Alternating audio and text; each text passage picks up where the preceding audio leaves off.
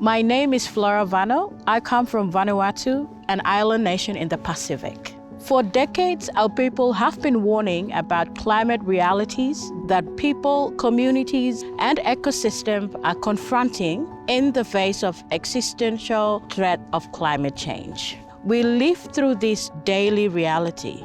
More intense cyclones, sea level rise, drought, destruction of our natural habitat. In March this year, we were struck by not one, but two powerful cyclones that came within 48 hours of each other. The cyclone destroyed our homes, decimated women's livelihoods, and intensified violence in our homes.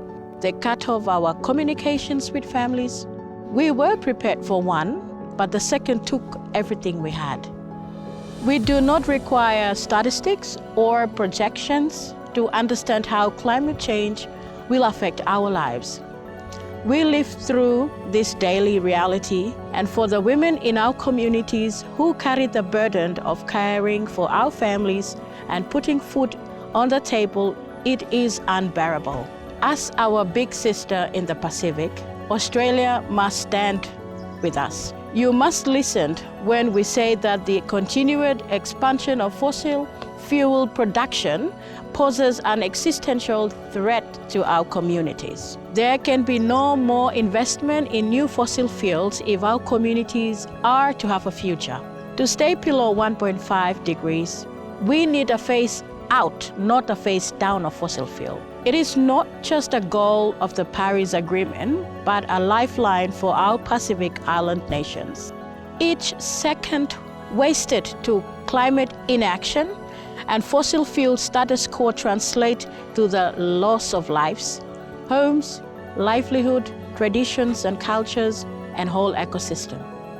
We need urgent leadership on this issue. Women in my country are taking this leadership.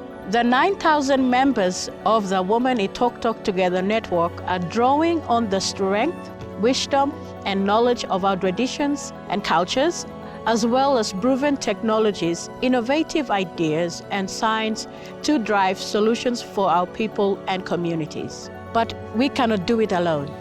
Our countries requires urgent financial support to adapt to climate change, to address the growing loss and damage, and to transition to renewable energy.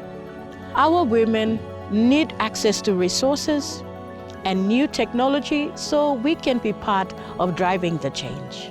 The wealthy countries responsible for climate change have failed to meet their climate finance obligation to countries like Vanuatu that have done the least to cause this crisis, but are experiencing the worst impacts.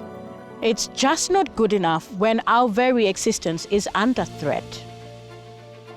For this reason, I'm going to the UN Climate Summit this November with a clear message to the world's government that they must invest in our collective survival by taking urgent action to phase out of fossil fuel and deliver urgently needed climate finance to our island nations. Our future depends on it.